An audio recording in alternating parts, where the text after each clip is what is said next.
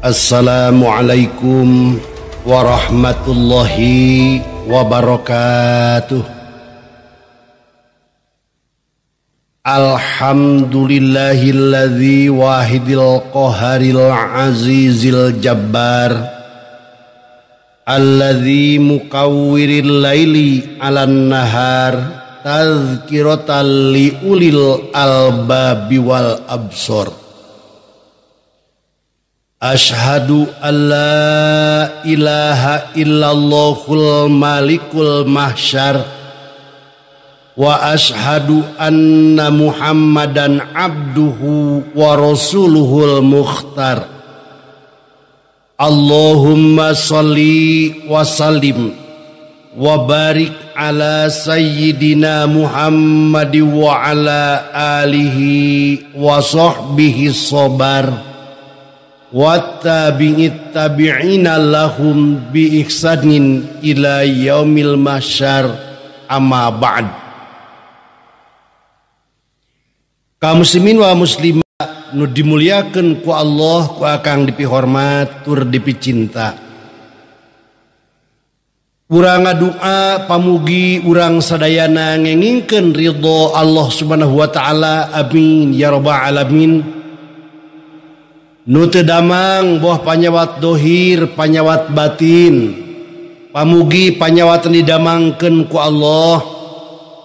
Nu kulawargian sing janten kulawargi sakinah mawadah warahmah, nu usaha mudah-mudahan ngengingkeun rezeki anu seueur berkah kalian halal, nu kagungan cita-cita naon wae cita-citana pamugi dikabulkeun ku Allah. Amin amin ya Rabbi ya rabbal alamin.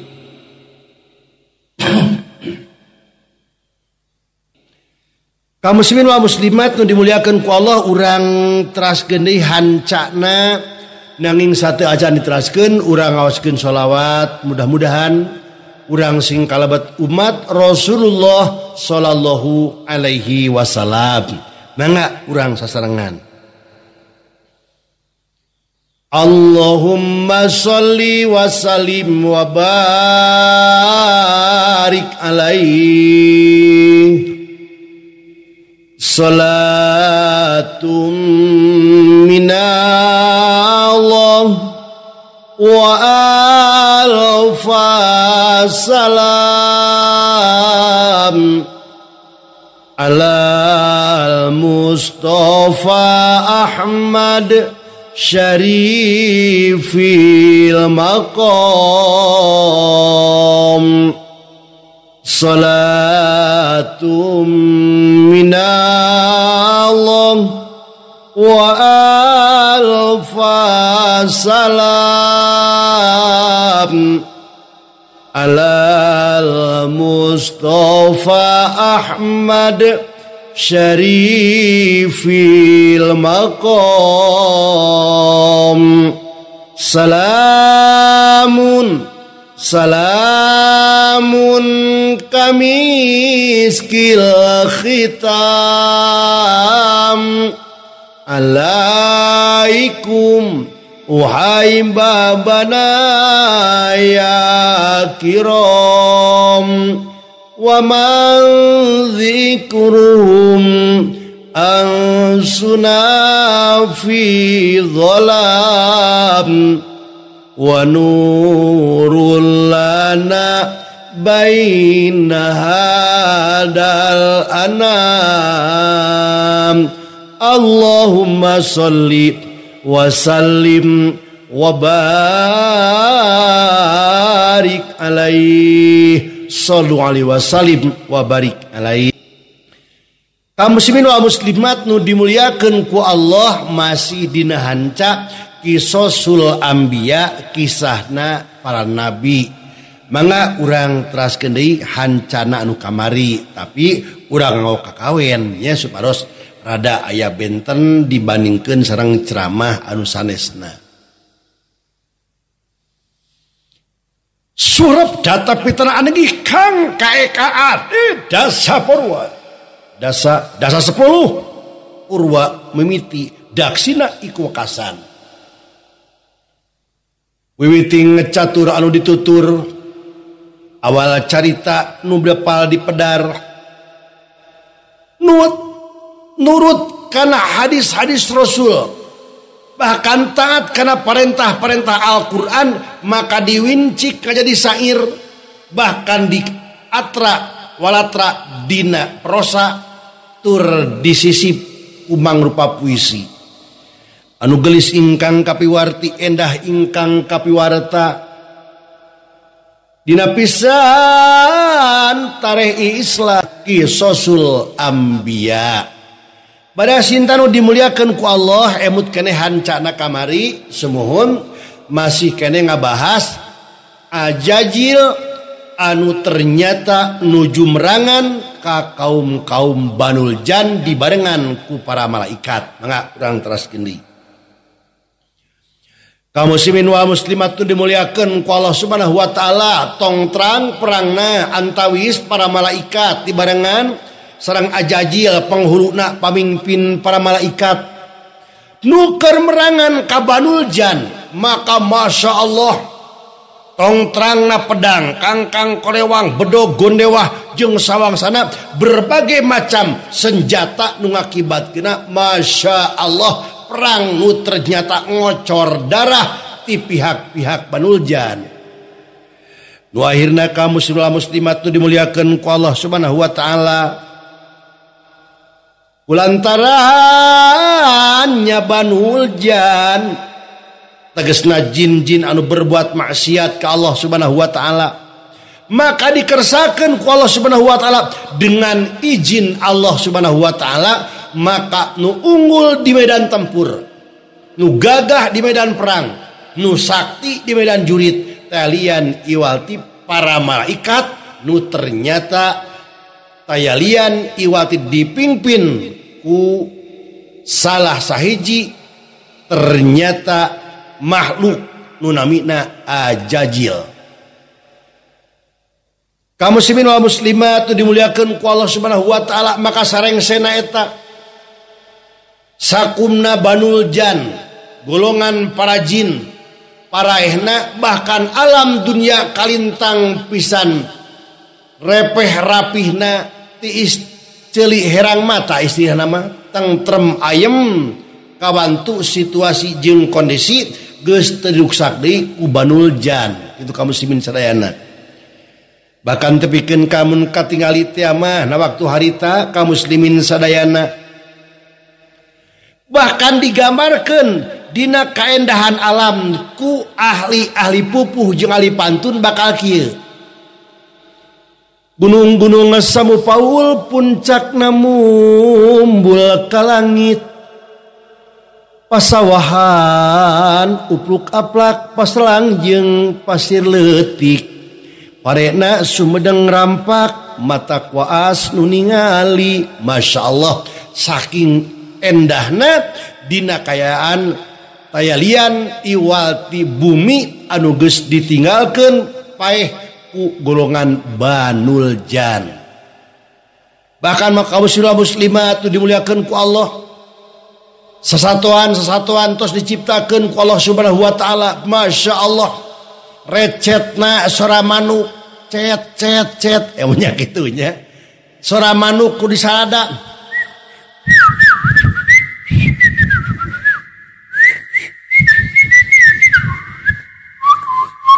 manuk rahmat eta mah nya seueur pisan sora manuk atuh geus puguh deui bangsa sora-sora sesatuan kaum muslimat dimuliakeun ku Allah nu ngakibatkeun ieu ajajil usul ka Allah Subhanahu wa taala saurna kieu ya Allah kumargi ternyata hirup di alam dunia tayalian iwalti kalintang pisan pi kabetaheunana boh di daratan boh di lautan maka abdi palai pisan hayang salilana cicing di alam dunia lantaran dibandingkan ibadah kasalira dibandingkan jeung ti langit anu katujuh langit anu kagenep 5 4 3 2 hiji maka pang betahna talian iwalti di alam dunia kumari kitu maka abdi nyuhunkeun kasalira sangkan wae abdi di pasihan tempat pikeun ngalaksanakeun ibadah di naon sababna lantaran harita mah ternyata tatangkala nu kalintang pisan baradagna sasatuan bahkan ternyata saur sapalih katerangan mah ternyata golongan-golongan Banul Jante bahkan dibarengan ku makhluk-makhluk sesatuan semacam dinosaur. Masya Allah. Nu akibatna kaum muslimat nu dimuliakeun ku Allah Subhanahu wa taala gunungna kalintang pisan endahna. Beda jeung zaman kiwari. Enmak beda. Gunung-gunung pada dugul puncakna teriku nyeri panas. Pasawahan pada saat tatangkalan gela leungit masyarakatna kabanjiran loba ngabangingik ceurik. Masya Allah. Akibat naon ieu?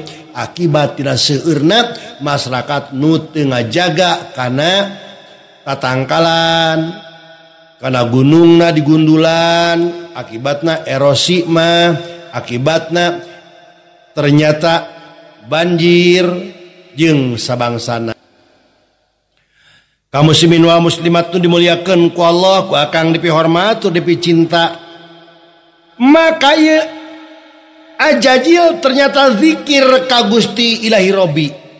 Ibadah ka Allah Subhanahu wa taala dugikeun ka sekitar 1000 tahun bahkan diberi kebebasan ku Allah Subhanahu wa taala ternyata bisa hiber ka langit nu kahiji kadua katilu bahkan tepikeun ka ternyata masukna ka surga kitu barasinta nu dimuliakeun ku Allah Subhanahu wa taala.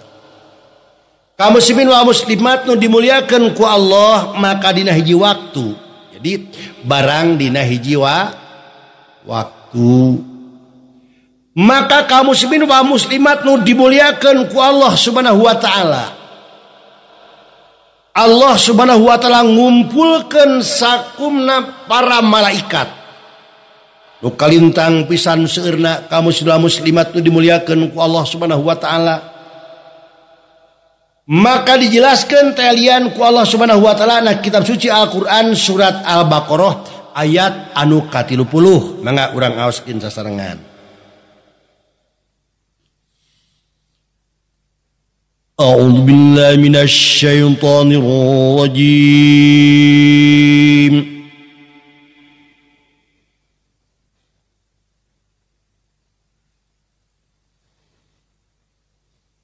Bismillahirrahmanirrahim.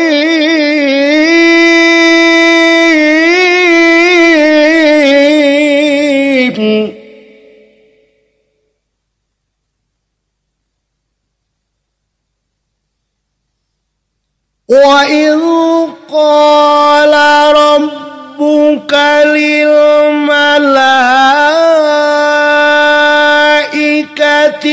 inni ja'ilun fil ardh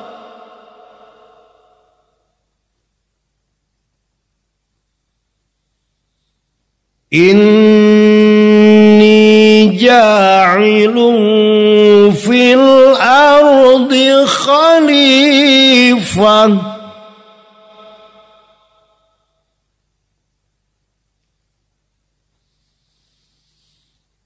qalu ataj'alu fiha man yufsidu fiha wa yasfikun dima' wa nahnu nusabbihu bihamdika wa nuqaddisu lak qala inni a'lamu ma la ta'lamun. Shadaqallahu azim. Dawuhan Allah Subhanahu wa jeung nalika pangeran hidup ngadawuh ka para malaikat saestuna kami rek ngayugakeun khalifah di muka bumi. Para malaikat ngawalon, nah geuning Gusti bade ngeresakeun ngayugemakeun makhluk nu baris karuksak di bumi, sareng nu bakal ngocorkeun getih, padahal abdi sadayana salamina ngamasucikeun kumuji tur ngamulyakeun ka Gusti. Allah ngadawuh saestuna kami leuwih uninga kana saniskara anu henteu dipikanyaraho ku arandika. Kaum muslimin wal muslimat nu dimuliakeun ku Allah Subhanahu wa taala, maka kantos dina hiji waktu Gusti Allah ngumpulkeun sadayana para malaikat. Bahkan dawuhan Allah Subhanahu wa taala, kami rek nyieun khalifah di muka bumi.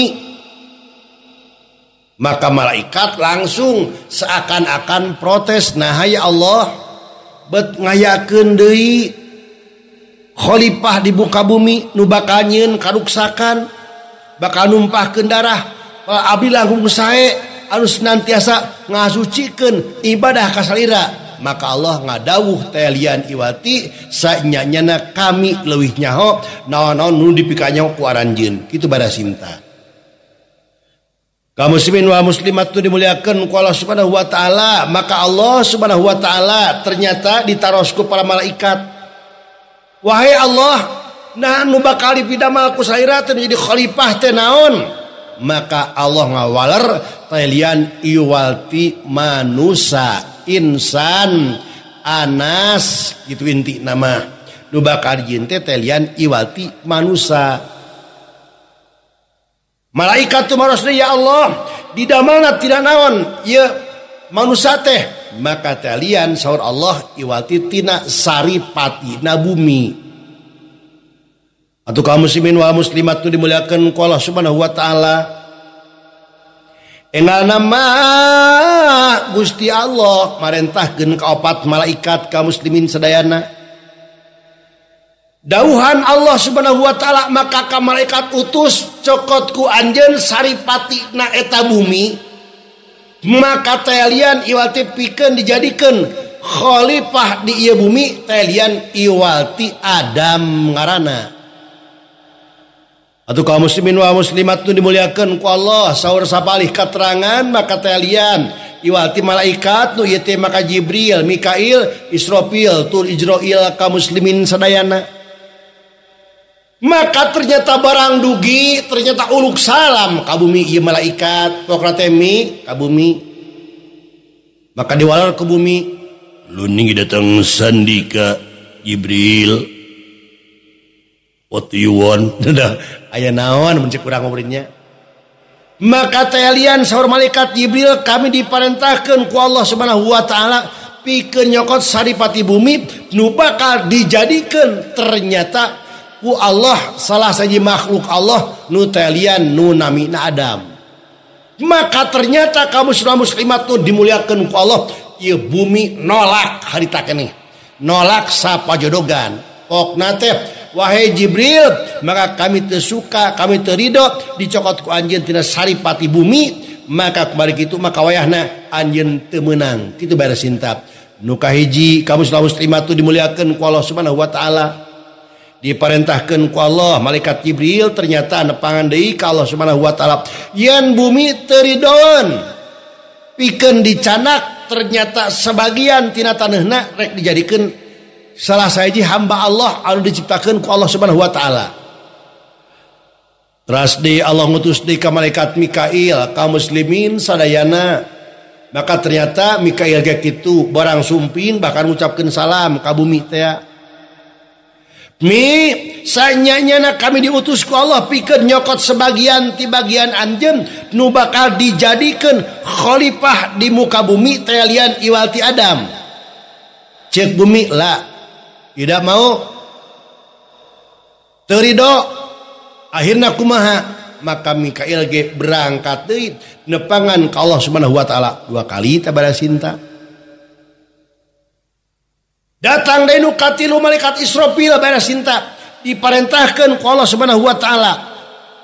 Uluk salam deui ka bumi mi saur malaikat Israfil. maka kami diperintahkan ku Allah Subhanahu wa taala nyokot tina taneuh anjeun nu bakal dijadikeun, ternyata nu bakal dijadikeun manusia nu bakal jadi khalifah di muka bumi. Maka ternyata bumi bahkan tepikeun ka jejeritan nangis ka Allah Subhanahu wa taala.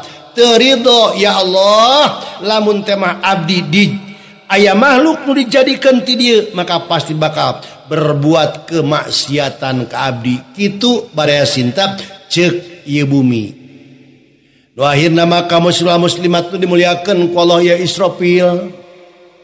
Engal nama lapor deui nepangan ka Allah Subhanahu wa taala, ya Allah teu sanggup abdi lantaran bumi nolak. Akhirna Allah Subhanahu wa taala ternyata ngutus malaikat Ijroil, malaikat pencabut nyawa. Saur sapalih katerangan kaum muslimat nu dimuliakeun ku Allah Subhanahu wa taala, maka anu saumur hirupna teu dibarengan ku pernah seuri ngan aya 2 malaikat. Saha? Malaikat pencabut nyawa jeung malaikat penjaga neraka. Teu pernah gumujeng ieu babada sinta. Mata kalau diurang misalkan ayeuna aya anu tukang dagang sifatna seperti malaikat Ijroil atau malaikat Malik, malaikat penjaga neraka, maka tangtos moal payu daganganana. Kaum muslimat nu dimuliakeun ku Allah Subhanahu wa taala, maka akhirna Allah ngutus ka malaikat nu kaopat lian iwati malaikat pencabut nyawa. Atuh langsung kaum muslimat nu dimuliakeun ku Allah Subhanahu wa taala ngucapkeun salam ieu kaum muslimin teh lian iwati malaikat pencabut nyawa. Assalamualaikum bumi. Waalaikumsalam. Kami diperintahkan ku Allah Subhanahu wa taala pikeun nyokot taneuh anjeun nu bakal dijadikeun ternyata hiji hamba Allah nu diciptakeun nu bakal jadi khalifah di muka bumi. Lah, tidak. Ternyata kaum muslimat nu dimuliakeun ku Allah tanpa mau mendapatkan izin langsung malaikat pencabut nyawa nyokot tina taneuhna langsung biur deui nepangan ka Allah Subhanahu wa taala dibarengan ku bumi anu ngoceak.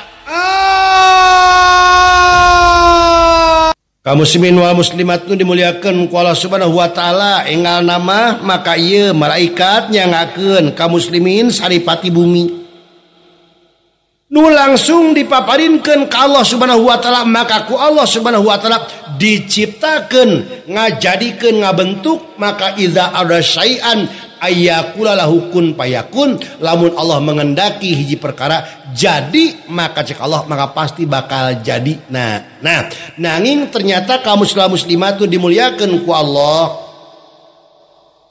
maka ternyata ieu anu masih bentukna taneuh keneh tos berbentuk seperti manusia, ternyata ku Allah Subhanahu wa taala ternyata teu acan dipaparinan ruh. Jadi masih kene encan dibare ruh kaum muslimin sadayana siga mayit mun ayeuna mah. Maka akhirna kaum muslimat nu dimuliakeun ku Allah Subhanahu wa taala, maka ajajil langsung kaum muslimat nu dimuliakeun ku Allah ningali ka eta taneuh. Nah aya lowongan aya aronggana henteu, ayeuna asup tina mulutna, keluar tina duburna, sakaina tina duburna langsung kaluarna kaum muslimat tina mulutna, ningali kayaan tegesna Nabi Adam alaihi salam. Naon maksudna? Margi hayang ningali kumaha bentukna tegesna makhluk nu bakal diciptakeun ku Allah Subhanahu wa taala. Itu bara sinta. Kaum muslimin wal muslimat nu dimuliakeun ku Allah, ku akang dipihormat tur dipicinta. Enggal nama Gusti Allah kaum muslimin sadayana, maka ngajawab ka para malaikat saur malaikat, ya Allah nah bade ngajantenkeun khalifah di muka bumi nu bakal nyieun karuksakan anu bakal menumpahkan darah padahal abdi we anu ibadah ka salira ngamasucikeun salira, kami leuwih nyaho tibatan aran. Nu akhirna kaum muslimat nu dimuliakeun ku Allah Subhanahu wa taala, maka ku Allah Subhanahu wa taala dengan izin Allah idza arada syai'an ayyakula lahu kun fayakun. Lamun Allah menghendaki jadi maka pasti bakal jadi. Harita keneh dilebetkeun ku Allah ruhna ternyata ka Nabi Adam alaihissalam. Nur cahya sesekaring wang trok tok tok nongeng nang cek padalang. Nur cahya sekaring wang ya ajar kang linuwi watakaji danar ya danar sekar wijaya kusuma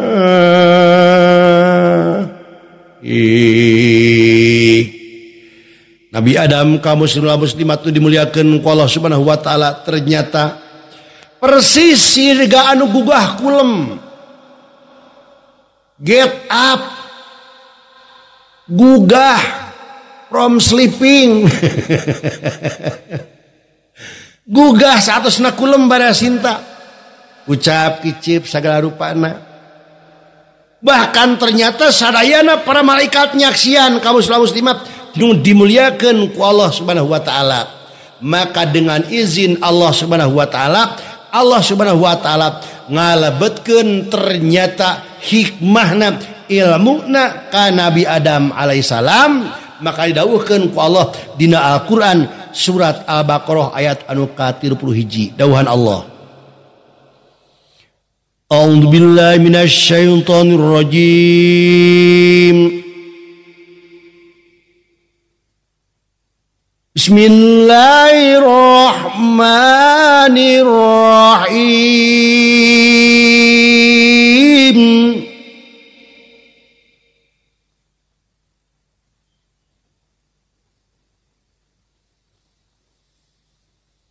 Wa 'allama Adamal asma'a kullaha thumma 'aradahum 'alal malaikah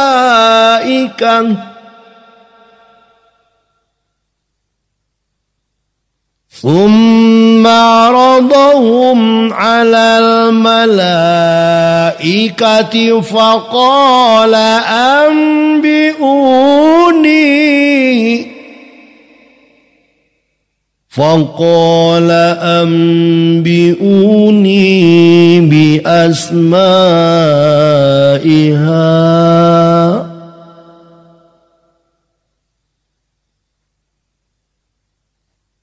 بأسمائها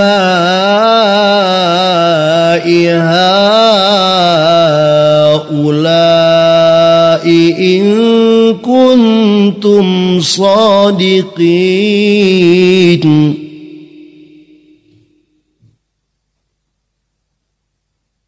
Lajeng manehana ngaulangkeun ka Nabi Adam ngaran-ngaran barang-barang sakumna tuluy eta barang-barang teh kumantra dipintonkeun ka para malaikat. Sarta manehana ngadawuh kieu coba kami bejaan ngaran-ngaran eta barang teh saupamanya mah arandika balener. Bari asintanu dimuliakeun ku Allah Subhanahu wa taala. Maka sarengsena Nabi Adam ternyata ngawujud bentukna rupana persis seperti urang manusia kieu. Maka ternyata nu tadina kaum muslimat nu dimuliakeun ku Allah ngajolopong siga layon tegasna mate lian iwati siga mayit kaum muslimin sadayana tiba-tiba gugah. Bahkan ketika gugah bahkan persis seperti jalma dina kaayaan anu nuju gugah tina kulem kicep parea sinta nu akibatna kaum muslimat tu dimuliakeun ku Allah Subhanahu wa taala. Maka sabalosna sadar karena kedudukan pribadina ku Allah Subhanahu wa taala dipaparinkeun hikmah ka Nabi Adam alaihissalam nu akibatna ternyata semua nama-nama ngaran-ngaran apapun boh sasatoan boh tatangkalan binatang jeung sabangsana maka langsung harita keneh bisa Nabi Adam alaihissalam. Subhanallah, Allah maha kuasa.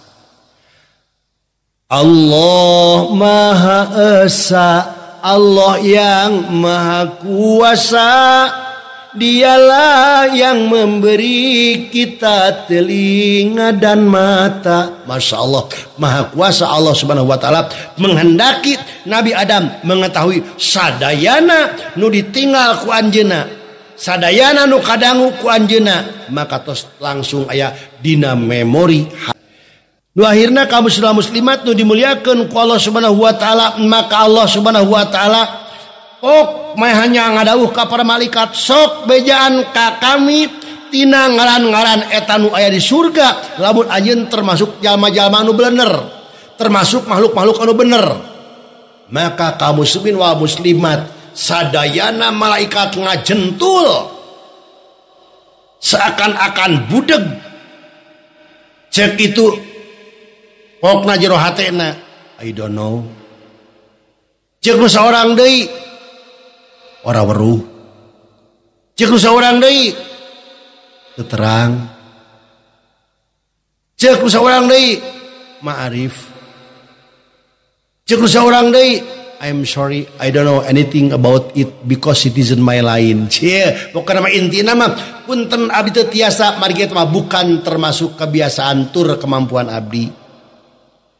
Maka nalika ku Allah Subhanahu wa Ta'ala ya para malaikat piurang nyebutkeun kasadayana ternyata ngaran-ngaran ieu maka pok nyarita ieu para malaikat dawuhanana a'udzubillahi minasyaitonirrajim bismillahirrahmanirrahim qalu subhanaka la ilma lana illa ma 'allamtana innaka antal alimul hakim.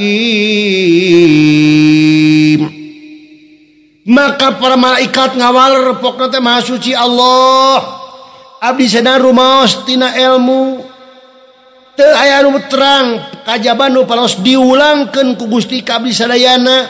Saestuna Allah anu maha uninga tur maha wijaksana. Tegasna malaikat teu apaleun nu ditanyakeun ku Allah Subhanahu wa Ta'ala lantaran rumasa manehanana teu nyaho lamun tanpa dibejaan. Jadi inti nama kaum muslimat malaikat mah stagnan nya.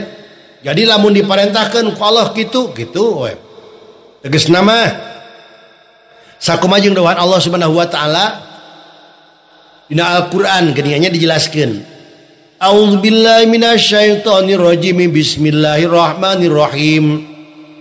Ya ayyuhalladzina amanu qu anfusakum wa ahlikum naro qu anfusakum wa ahlikum naro wa quduhan nasu wal hijarah alaiha malaikatun giladun shidadun la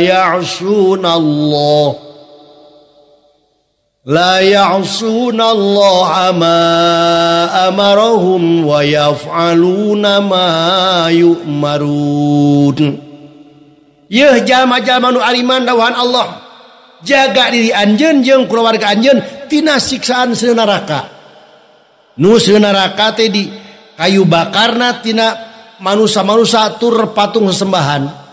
Nu dijaga ku para malaikat nu ganas, nu eta malaikat tara pernah maksiat ka Allah Subhanahu wa Ta'ala, selalu ngalaksanakeun parentah-parentah naon wae nu diparentahkeun ku Allah Subhanahu wa Ta'ala. Subhanallah. Jadi beres cinta lamun tadi dituduhkeun ku Allah mah malaikat teh tiasa naon-naon.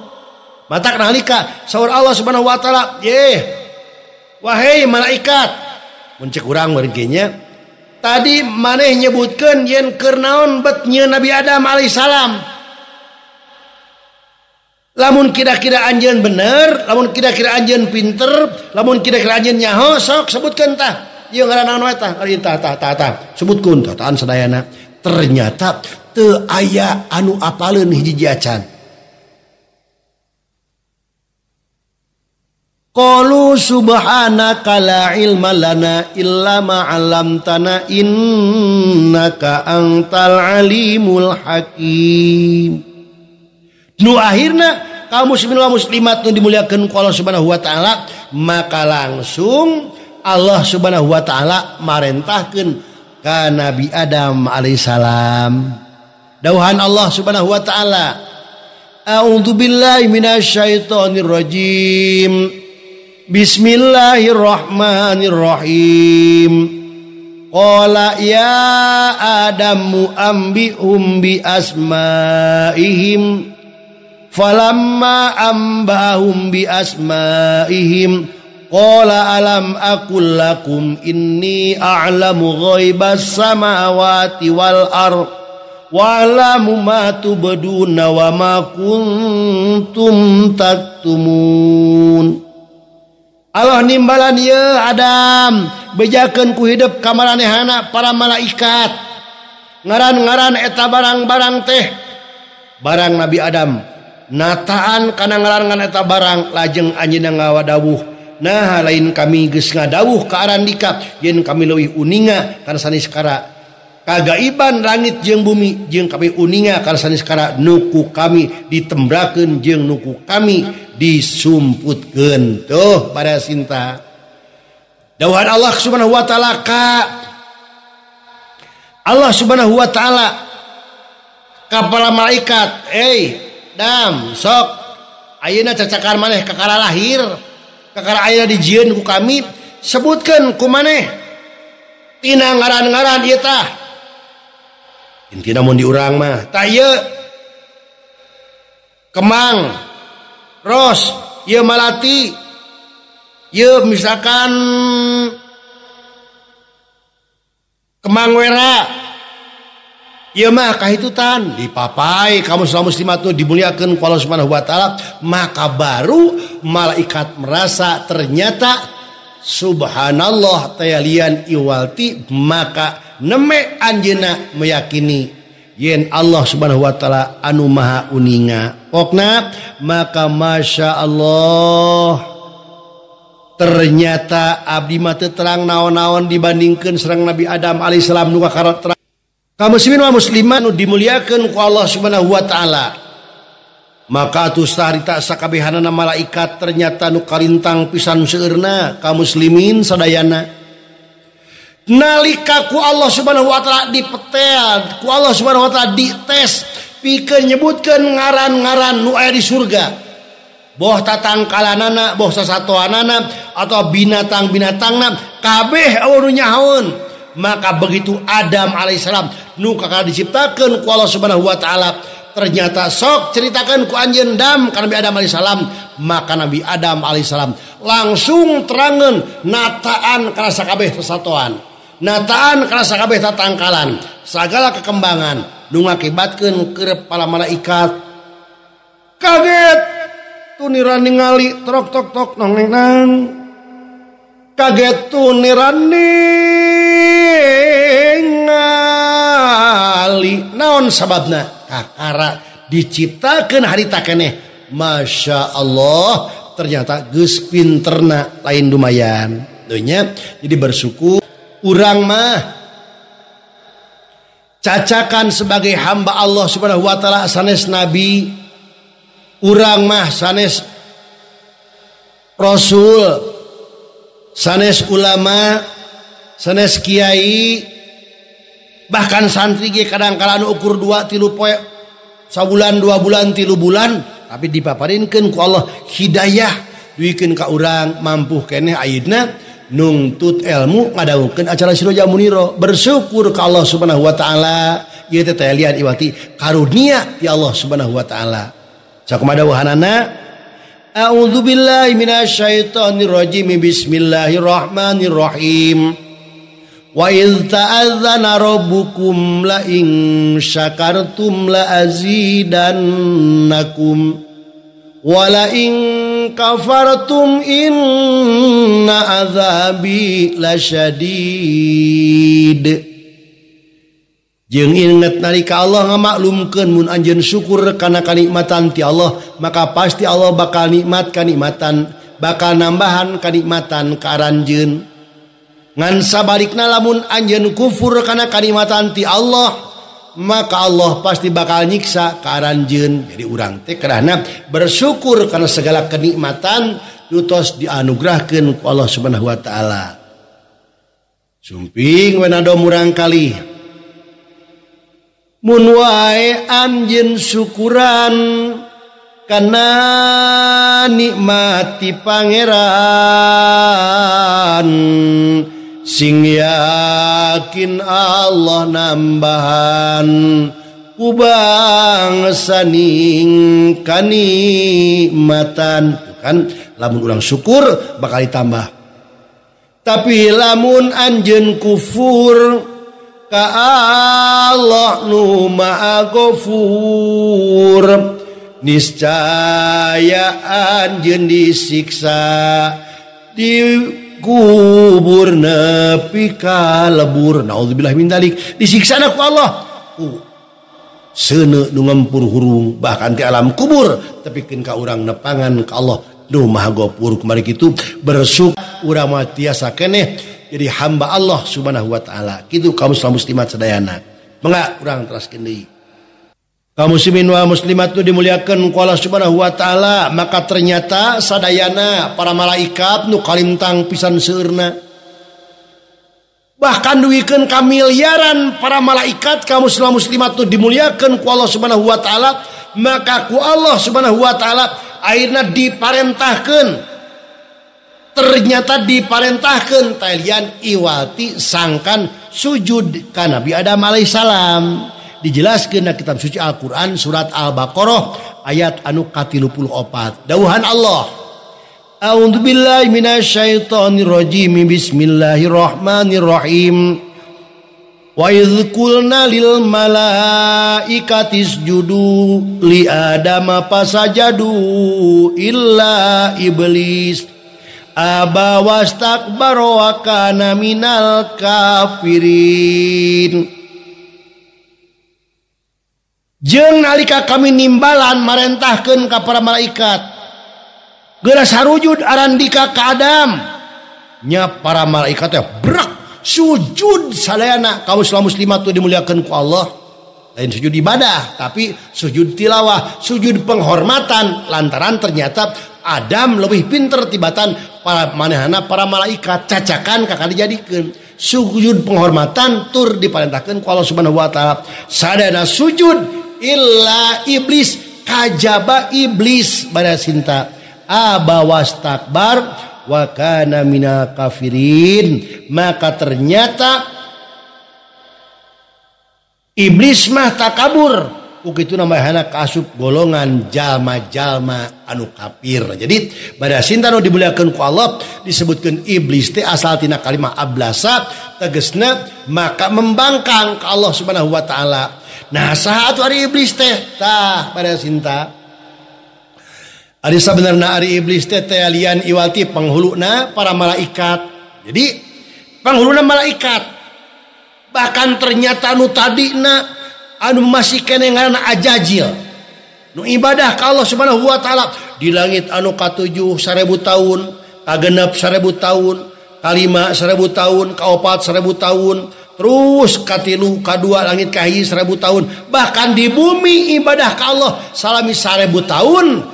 Ternyata kaum muslimat nu dimuliakeun ku Allah, maka nalika diparentahkeun sujud ke Adam sebagai sujud penghormatan, ternyata iblis tidak mau. Iblis teu daekeun. Aba wastakbaro wa kana minal kafirin, maka takabur tur sombong, maka termasuk golongan-golongan anu kafir. Naon mikirna? Ieu mah Adam kakare kamari diciptakeun ge langsung anyar keneh pisan. Aing mah geus ibadah ti mimiti 7.000 tahun. Ibadah ngamasukkeun Allah Subhanahu wa taala kudu sujud ka budak leutik intina mah. Bahkan salian ti eta na atuh sajen, maka ternyata pokna teh kami mah diciptakeun tina seuneu, khalaqtani minan nar wa khalaqtahu min tin. Kami mah diciptakeun ku Allah teh tina seuneu ya Allah leuwih hade, sedangkan manehna diciptakeun tina taneuh ngarasa leuwih hade tibatan Adam. Ieu termasuk golongan jalma-jalma anu kafir. Naudzubillah tsumma naudzubillah. Bisi aya di antawis urang nu kadang kala ngarasa sombong sekali. Nya cek dulu sumbang mah. Sombong sekali. Sombong sekali. Sekali aja tidak boleh, apalagi berkali-kali. Naon sababna? Kadang kala aya nu ngakibatkeun perbuatan-perbuatan sombong ka urang. Nu kadang kala ngabogaan wajah anu cantik, senyumnya simpatik, bulu matanya lentik, bibir merah bagaikan paruh gelati, tinggi badan semampe bagaikan tiang listrik, matanya mendelik bagaikan batu akik. Kalau tertawanya meringkik bagaikan kuda arcamanik, atau ngagikik bagaikan kirik nuker ngudag-ngudag jangkrik di Cipatik. Hanya kal najan cantik loba ulin ka diskotik. Allahu Akbar. Kadang kala urang ngabogaan wajah yang cantik dipake sombongna lain lumayan. Mung we ulin jeung nu deplek teh. Nu geulis alim amang jeung nu pegek. Alim amang jeung anu kurap mah komo. Masya Allah bangkan kadang kala mun dipuji ku batur subhanallah neng mah mani geulis cek saurang ni euleuh eneng anak munding nya euleuh eneng mah mani kayung yun bager teh keur geulis teh bager kuapokna lain bersyukur alhamdulillahirabbil alamin. Apa yang dikatakannya siapa dulu dong gue. Nah naudzubillah tsumma naudzubillah min dalik. Lamun kieu maka ternyata bakal ngakibatkeun perbuatan jalma-jalma anu sombong. Naudzubillah min dalik. Hiji, sombong ku naon? Sombong ku wajah. Akang tidak boleh ngerasa kasep. Tapi kalau diumum-umum ke radio Kang Rahmat kasep, tekenging. Itu mah 40 tahun yang lalu. Ngakibatkeun sombong ternyata nu kahiji karena wajah hiji.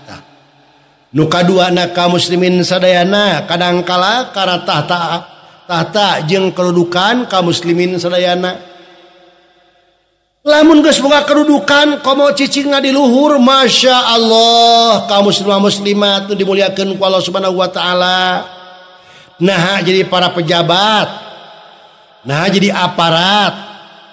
Nu ternyata masya Allah kadang kala poho kanu dihandap bahkan akibatna kumaha cirata jatiluhur saguling. Lihat deui cirata jatiluhur saguling cek barudak mah rata-rata nu di luhur teu eling. Naudzubillah tsumma naudzubillah bilik. Kenapa? Akibat sombong karena kedudukanana. Naudzubillah tsumma naudzubillah bindalik. Mata kade ya sementara nu kurang dipegang ayeuna kedudukan sebagai apapun di luhur, apapun yang di atas ternyata hanya sementara. One day suatu saat itu bakal ditinggalkan, bakal kembali menjadi rakyat kembali. Mata kade ulah duikeun ka Jawa Barat, Jawa Timur, yang papa makin melarat, yang kaya semakin makmur. Nauzubillahi min dzalik. Ulah karena jabatan ngakibatkeun melupakan kepada jati diri. Siapa dirinya? Saha anjeun teh? Sing inget ya, sehebat-hebat matamu, kalau bangun pagi itu ada belek. Sehebat-hebatnya telingamu, dikorek di dalam telinganya, masya Allah, kotoran cepil. Sehebat-hebatnya mancungnya hidungmu, dikorek ke dalamnya. Bahkan seindah-indahnya, ternyata perutnya perempuan, dulengkeh cangkeng lir papanting atanapi imitna dempok biola buah dada bagaikan parabola misalna ternyata dina jero patuanganana na jero kulitna masya Allah kotoran wungkul teu aya nu peryogi urang disombongkeun dipayudkeun Allah Subhanahu wa taala. Ieu di antawisna nu kadua kaum muslimin sadayana tina harta banda sok akibatkeun perbuatan sombong. Ari anu katiluna kaum muslimin ngakibatkeun perbuatan sombong naon? Karena harta banda. Rumasa buru dijuru, buru dipanto, ngaleah di tengah imah, loba ketan, loba keton, boga imah, boga gedong, boga sawah, boga balong, intina mah ternyata kadang-kala disombongkeun, padahal semua itu ialah amanah ti Allah Subhanahu wa taala yang akan diminta pertanggungjawaban. A'udzubillahi minasyaitonir rajim. Bismillahirrahmanirrahim. Innas sam'a wal basara wal fuada kulun ulaika kana anhu mas'ula.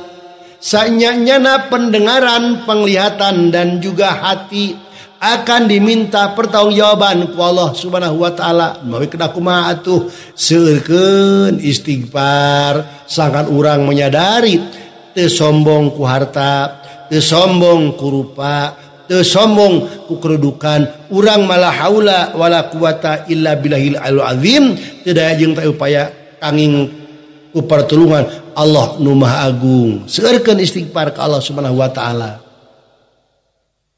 Astaghfirullah rabbal baraya. Astaghfirullah minal khotoya. Rabbi jidni ilman nafi'a wa wafiqni amalan salihah. Rabbi a'tini rizqan wasi'a wa tub alayya taubatan nasuha. Amin ya Allah ya Rabbi ya Rabbal alamin. Kaum muslimin wa muslimat tu dimuliakeun ku Allah, ku akang dipihormat, tu dipicinta. Nu akhirna waktosna tos teu ngawidian deui, cekapkeun sakitunya insyaallah ke urang teraskeun deui mangga urang ngadua. Allahumma shalli wa sallim wa barik azmin amin ya rabbal alamin. Allahumma rabbana taqabbal minna innaka antas samiul alim wa tub alaina innaka antat tawwabur rahim. Rabbana zalamna anfusana wa ilam taghfir lana wa tarhamna lanakunanna minal khasirin. Rabbana ighfir lana wa liwalidayna warhamhuma kama rabbana shighara. Rabbana hab lana min azwajina wa dhurriyyatina qurrata a'yuni waj'alna lil muttaqina imama. Allahumma sallimna wal muslimin wa afina wal muslimin wa qina wa iyyahum syarra ma sabirin wadin bi rahmatika arhamar rahimin. Hapunten tina kalapatrana mudah-mudahan manfaat. Wabillahi taufiq wal hidayah wal inayah wa afu minkum jami'a. Assalamualaikum warahmatullahi wabarakatuh.